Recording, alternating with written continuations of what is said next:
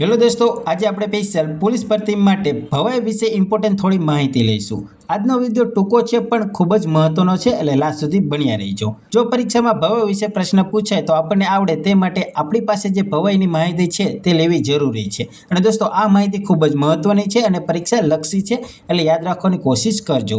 તો ચાલો દોસ્તો, વધુ સમય ના બગાડતા જોઈએ આજની માહિતી। અને હા દોસ્તો, હજુ સુધી જો તમે અમારી ચેનલ સાથે જોડાયેલા નથી તો જોડાઈ જજો, કેમ કે દોસ્તો આપણે મહત્વની માહિતી અને પાઠ્યપુસ્તકના એક પાઠના મહત્વના પ્રશ્નો લેતા આવીએ છીએ। તો અમારી ચેનલ સાથે જોડાઈ જજો, એટલે કે ચેનલને સબસ્ક્રાઇબ કરી નાખજો। તો ચાલો દોસ્તો, જોઈએ આજની ભવાઈની ટૂંકમાં માહિતી।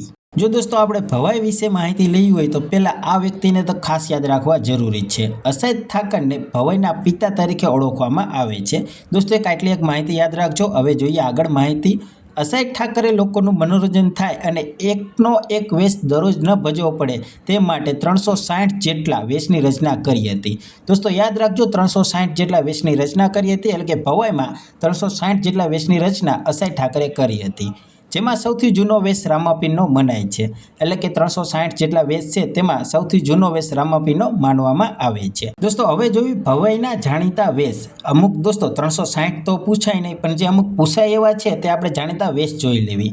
રામાપીરનો વેશ, કાન ગોપીનો વેશ, ઝંડા ઝૂલણનો વેશ, છેલ બટાઉનો વેશ, મણિબા સતીનો વેશ, વિકો સિસોદિયાનો વેશ, પતઈ રાવળ, કંજોડાનો વેશ, મિયા બીબીનો વેશ, શંકરા જયસિંહનો વેશ। દોસ્તો આવા પાત્રો ભજવવામાં આવતા હોય છે। ભવાઈના જાણીતા આ વેશ છે દોસ્તો આ માહિતી ખૂબ જ ટૂંકી છે પણ ખૂબ જ મહત્વની છે, એટલે યાદ રાખવાની કોશિશ કરજો। દોસ્તો હવે જોઈએ આપણે ભવાઈ વિશે જાણવા જેવું, એટલે કે મહત્વના મુદ્દા। દોસ્તો જો આમાંથી જ વિધાનવાળા પ્રશ્ન બની શકે છે, એટલે યાદ રાખજો। પહેલું તો છે અસહ્ય ઠાકરનો સમયગાળો કયો? તો દોસ્તો દિલ્હી સલ્તનતનો। અસહ્ય ઠાકરનો સમયગાળો દિલ્હી સલ્તનત। અસહ્ય ઠાકરના એટલે કે અસહ્યના વંશજની ઓળખ તરગાળા, એટલે દોસ્તો ટૂંકમાં છે એટલે યાદ રાખી લેજો તમે। ભવાઈનો અર્થ ભવની વહી, એટલે ભવની કથા, જિંદગીની કથા। ભવાઈ વેશ શીખવનારને શું કહેવામાં આવે? તો વેશગોર। દોસ્તો યાદ રાખજો। બીજું છે ભવાઈનો એક મુખ્ય વાજિંત્ર હોય છે દોસ્તો, તેને ભૂંગળ કહેવામાં આવે છે। ભવાઈના પાત્રોને કહેવાય ખલૈયા। જે ભવાઈના પાત્રો લેતા હોય તેને ખેલૈયા કહેવામાં આવે છે। ભવાઈના મુખ્ય પાત્રને રંગલો રંગલી, એટલે કે ભવાઈના જે મુખ્ય પાત્ર છે તેને રંગલો રંગલી કહેવામાં આવે છે, અથવા તો રંગલો રંગલી મુખ્ય પાત્ર હશે દોસ્તો, તેમ યાદ રાખજો। ભવાઈમાં ભાન અને ભાણિકા જેવા ખેલ કરનારને ભાન કહેવામાં આવે છે। દોસ્તો ભવાઈમાં જે ભાન અને ભાણિકા જેવા ખેલ કરે છે તેને ભાન કહેવામાં આવે છે। યાદ રાખજો દોસ્તો, વિધાનમાં ખાસ પૂછાઈ શકે છે। બીજી માહિતી છે ભવાઈમાં 3 પુરુષ વેશ ભજવે છે તેને મૂછબંધ કહેવામાં આવે છે। જે ભવાઈમાં 3 પુરુષ વેશ ભજવે તેને મૂછબંધ કહેવામાં આવે છે। ભવાઈમાં 3 સ્ત્રી વેશ ભજવે તેને કાંચડિયા। દોસ્તો યાદ રાખજો, કાંચડિયા તરીકે ભવાઈમાં જે સ્ત્રીના વેશ ભજવે તેને કાંચડિયા કહેવામાં આવે છે। ભવાઈમાં ડગલાને કહેવાય વિદૂષક।